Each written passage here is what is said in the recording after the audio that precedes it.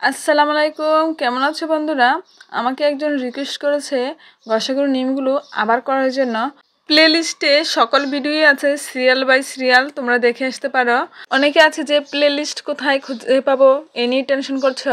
Ifti study room নামটির উপর click করো, তারপর দেখো ডান দিকে ভিডিও শর্ট প্লেলিস্ট এভাবে লেখা আছে। ওই প্লেলিস্টের উপর ক্লিক করো, তারপর দেখতে পাবে পঞ্চম শ্রেণীর গণিত সমাধান, ষষ্ঠ শ্রেণীর গণিত সমাধান লেখা আছে। তো তুমি পঞ্চম শ্রেণীর হলে পঞ্চম শ্রেণীর গণিত সমাধানে ক্লিক করবে, তারপর সকল ভিডিও সিরিয়াল বাই সিরিয়াল দেখে আসবে। এবার দেখো গসাগু দুটি নিয়মে করা যায়, একটা হলো ইউক্লিডীয় পদ্ধতি আর একটা হলো বাক প্রক্রিয়া। তো আমি প্রথমে ইউক্লিডীয় পদ্ধতিতে করাবো, তারপর বাক প্রক্রিয়া। যতগুলো সংখ্যা থাকুক, 2টি 3টি সবগুলো সংখ্যাকে আমরা এভাবে কমা দ্বারা লিখে নিব, এভাবে দাগ দিয়ে নিব।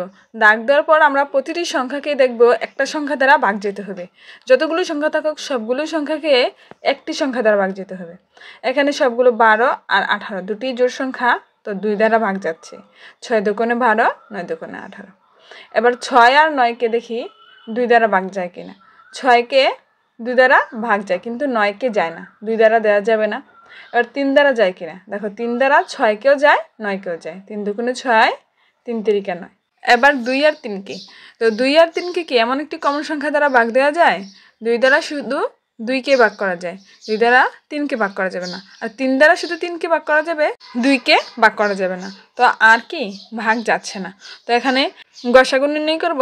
এখানে বাহিরে যেগুলো আছে এগুলো, তো 2 আছে আর 3 আছে।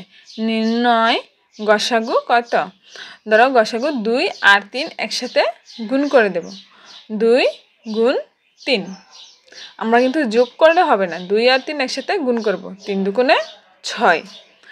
ইউক্লিডীয় পদ্ধতিতে করালাম এটা। তারপর কি ভাগ প্রক্রিয়া। ভাগ প্রক্রিয়া করতে হলে আমাদের ছোট সংখ্যা দ্বারা বড় সংখ্যাটিকে ভাগ করতে হবে। তো এখানে 12 ছোট, 18 বড়, তো 18কে আমরা ভাগ করব 12 দ্বারা। তো এই ভাগ প্রক্রিয়াটা, ভাগের নিয়মটা একটু ভিন্ন। আমরা কি অন্য ভাগের মতো না, ঠিক আছে? 12 একে 12 ভাগ দিলাম, বিয়োগফল কত হলো? এখানে 6। দেখো 2 আছে, 8 হবে কত হলে? 6 হলে। একে একে মিলে 0, তো অবশিষ্ট রইল 6। তারপর এই 6 দ্বারা আবার ভাগ করব। কাকে ভাগ করব? এইভাবে দাগ দিব। দাগ দিয়ে এই যে অবশিষ্ট সংখ্যা রয়েছে তা দ্বারা আগে যে পূর্বের ভাজক কি 12, এই 12 এনে এখানে বসাবো। এই যে সামনে 12 এনে এখানে বসাবো, তারপর 12কে ভাগ দেবো। 6 দুগুণে 12, ঠিক আছে? সবসময় ভাগ প্রক্রিয়ার নিয়ম এটা একটু বুঝতে হবে, কিন্তু সহজ। এই পূর্বের ভাজককে এনে বাক্সের দ্বারা ভাগ করব প্রত্যেকবার, যতক্ষণ পর্যন্ত না বাক্সের 0 হয়। এভাবে পূর্বের ভাজককে আনতে থাকবো যতক্ষণ না বাক্সের 0 হয়। তো এভাবে দেখো এনে 6 দুগুণে 12 মিলে গেছে 0। তো 6 দ্বারা ভাগ করে কি বাক্সে 0 হয়েছে, আর কোনো অবশিষ্ট সংখ্যা নেই। তাহলে 6 কি গসাগু, নির্ণয় গসাগু। এখানে দেখো ইউক্লিডীয় পদ্ধতিতেও গসাগু 6 এসেছে, তো ভাগ প্রক্রিয়াতে কি গসাগু 6। এই ভাগ প্রক্রিয়াতে করালে কোনো ভুল হওয়ার সম্ভাবনা নেই। যে কোনো একটি প্রক্রিয়া করতে পারো, এটাও রাইট এটাও রাইট। তো এবার আমি 2 নম্বরটা করি। দেখো 24,28। যতগুলো সংখ্যা থাকুক এভাবে কমা দিয়ে আলাদা আলাদাভাবে রাখবো।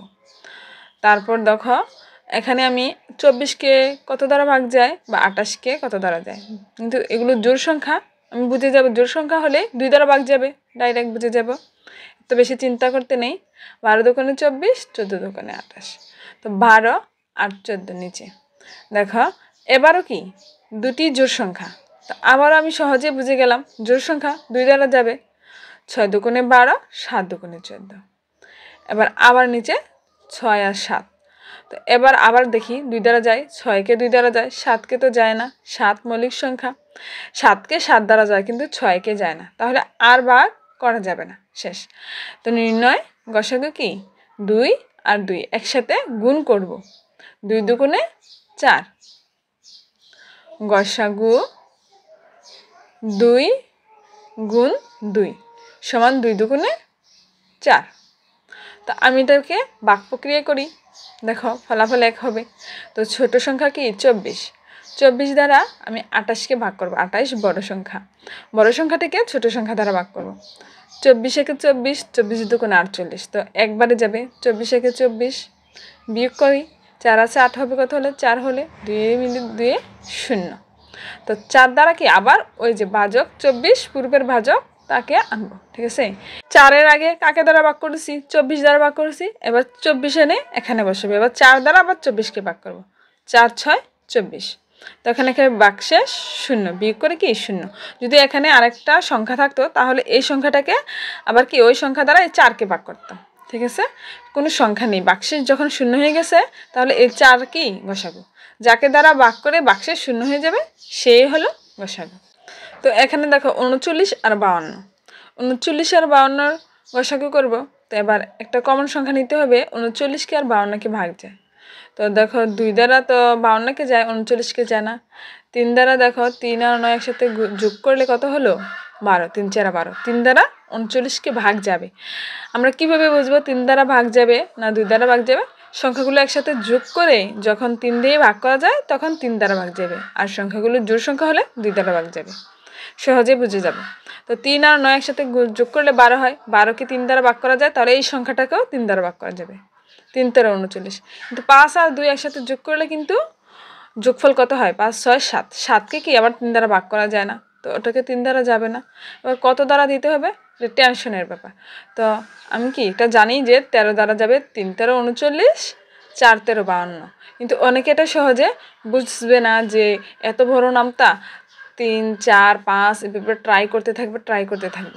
তো এভাবে ট্রাই না করে কি যারা নামতাগুলো 13 নামতা পারে তারা লিখে ফেলতে পারবে। তো অনেকেই 13 নামতা পারে না, তো তারা তো লিখতে পারবে না, তাদের একটু পেরেশানি ভোগ করতে হবে। দেখো এবার 3 আর 4কে কি আর কোনো সংখ্যা দ্বারা ভাগ যায় না, কোনো কমন সংখ্যা দ্বারা কি ভাগ যায় না। না গেলে এটা নির্ণয় গসাগু কি? গসাগু 13, 13। তো ভাগ প্রক্রিয়া করলে আমার আর যে 13 নামতা পারতে হবে বা কত দ্বারা যায় কি না যায়, আমারটা ভুল না সঠিক তেমন একটা টেনশন করতে হয় না। তো আমি যদি 39 ছোট সংখ্যা 52কে ভাগ দেই, 39 একে 39, বিয়োগ করি 9 আছে 12 হবে কত হলে?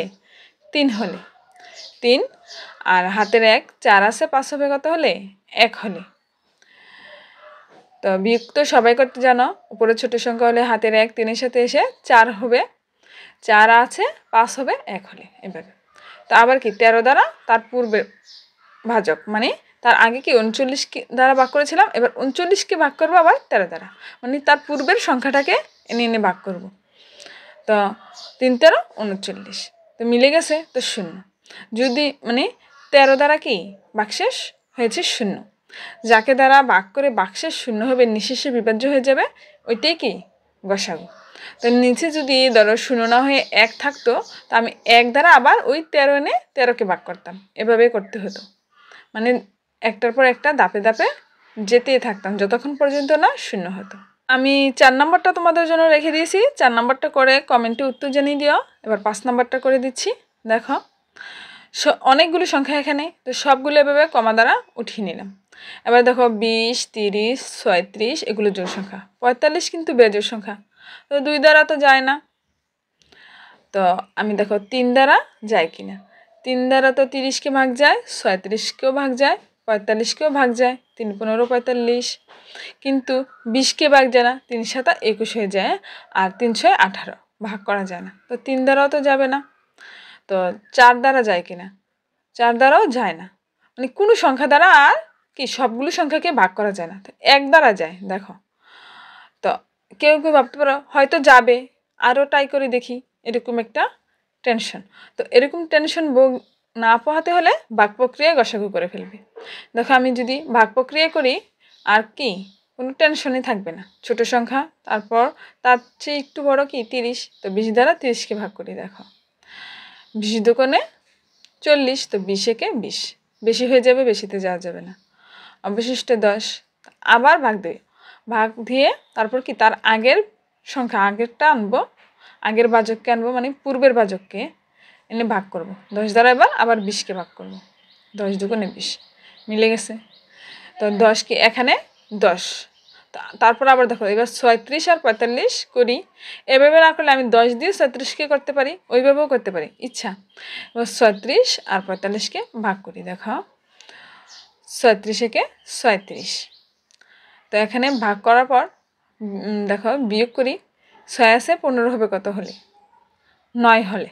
গণ 7 8 9 10 11 12 13 14 15, 9 হলে। তো 9 হলে হাতের 1 নেমে আসলো, 4 4 মিলে 0। তো এবার এখানে 9, তো এখানে আবার কাকে আনবো? এই 36কে নে এখানে বসাবো। তো 4 9 36। তো এই দুইটার মধ্যে কমন কি? 9, আর ওই দুইটার মধ্যে কমন হলো 10, তাই না? তো এবার 10 আর 9 আবার করি। দেখো 9 ভাগ 10। তো 9 একে 9, 9 দুগুণ 18 বেশি হয়ে যায়। 9 বিয়োগ করে দেখো 9 আছে 10 হবে কত হলে? 1 হলে। এবার আবার 9 এখানে আনলাম। 9 একে 9, 9 দ্বারা কি 9, 1 দ্বারা যখন আমরা ভাগ করি 9 একে 9। তো এবার দেখো বিয়োগ করে বিয়োগফল কি? 0। 1 দ্বারা ভাগ করি কি সর্বশেষ ভাগশেষ 0 হয়েছে। তাহলে এখানে গসাগু কি? 1। তো আমরা কি গসাগু 1। আমরা কি এটা মনের আন্দাজ করে নিইনি, এটা একদম পরীক্ষিত প্রমাণিত। তাহলে বাক প্রক্রিয়াটা কি আমাদের ভুল হওয়ার কোনো সম্ভাবনাই নেই, বা কোনো টেনশন নেই আমার ভুল হয়েছে বা এরকম। তো নির্ণয় গসাগু 1। যেহেতু সংখ্যাগুলোর কোনো মৌলিক সাধারণ গুণনীয়ক নেই, সাধারণ গুণনীয়ক যেহেতু 0 আর কোনো সাধারণ গুণনীয়ক নেই, সেহেতু কি এর গসাগু 1। মানে আর কোনো সংখ্যা দ্বারা সবগুলোকে ভাগ করা যায় না, 1 দ্বারাই কি সবগুলো সংখ্যাকে ভাগ করা যায়। তাহলে এর গসাগু কি? 1। একজন আমাকে রিকোয়েস্ট করেছিল তাই ভিডিও তৈরি করেছি। অবশ্যই আপনারাও যার যে কোনো সমস্যা হোক কমেন্টে জানাবেন, আমি ভিডিও তৈরি করার চেষ্টা করব ইনশাল্লাহ। তবে আমার পাশে থাকবেন এবং চ্যানেলটিকে সাবস্ক্রাইব করবেন, বন্ধুদের কাছে শেয়ার করবেন, বেশি বেশি করে কমেন্ট করবেন। এতে আমি অনেক খুশি হব এবং আপনাদের সকল কমেন্টের জবাব দেব ইনশাল্লাহ।